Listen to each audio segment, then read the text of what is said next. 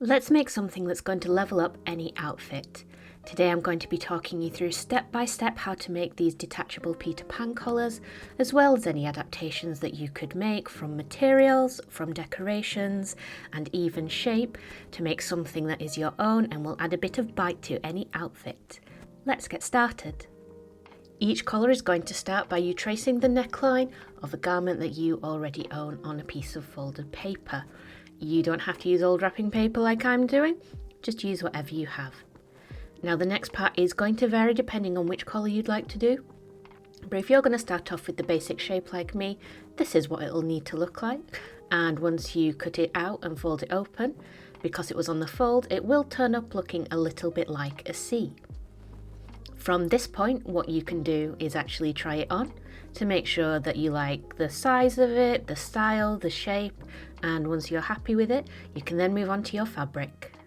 For this one, I'm using a lightweight material, so I'm using pins to keep it in place while I cut to make sure that our edges are nice and neat, and this is what we're going to need. Our front and back pieces. Now this one is reversible, which is why you see I have two different ones here, and because it is a lightweight fabric, I've added some iron-on interfacing as well for a bit of stiffness. If you've got a thicker fabric, you might not need that, but because mine is thin, I do. Attach your interfacing following the instructions and make sure it's nice and adhered all the way around. If you're adding a lace trim like I am, you need to roughly measure out how much you're going to need by laying the lace among it, and then however much that is, double it up by folding the lace back on itself and trimming to size. You're then going to do a lot, and I mean a lot of pinning, but it will be worth it, and what you're looking for is something that's going to look a little bit like this.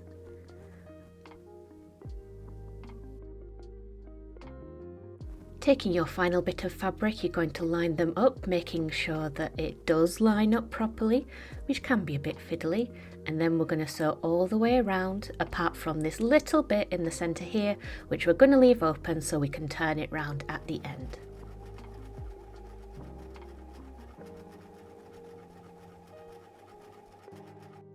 Once the curved seams have been clipped, you can turn it the right way round and finish it off with some bias binding that has been ironed in half and then placed over the unfinished edge of the product.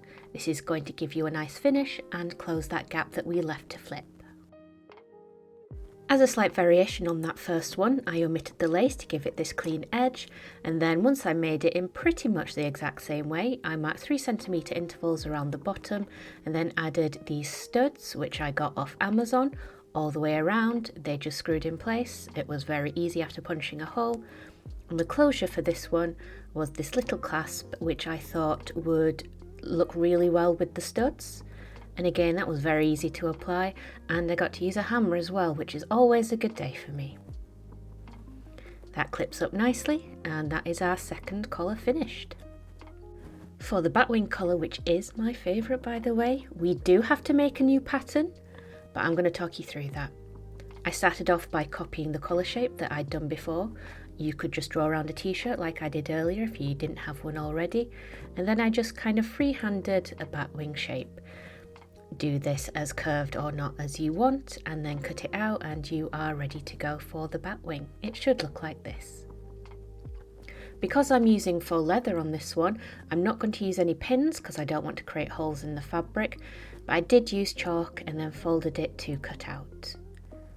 Because I didn't need to do any hemming on this, I just added a fastening. I liked this one because it kind of blended into the material and was a nice secure way of attaching it. An easy finish to an easy collar, but so effective.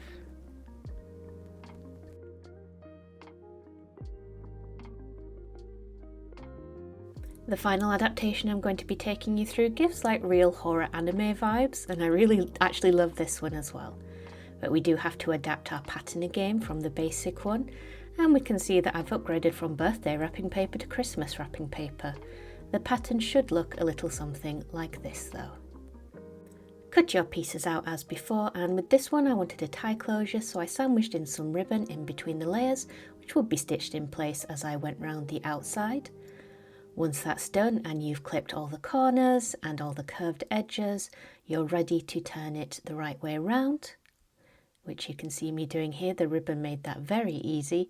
And then I added this lovely scarlet rickrack all the way around the edge to add a bit of visual flair. And there we have it, 4 very easy, very effective and very cute ways to update any outfit. I hope that you enjoyed this video today. I hope that you learned something. Let me know if you decide to make any of these and how they turn out. And thank you so much for watching. I will see you next time.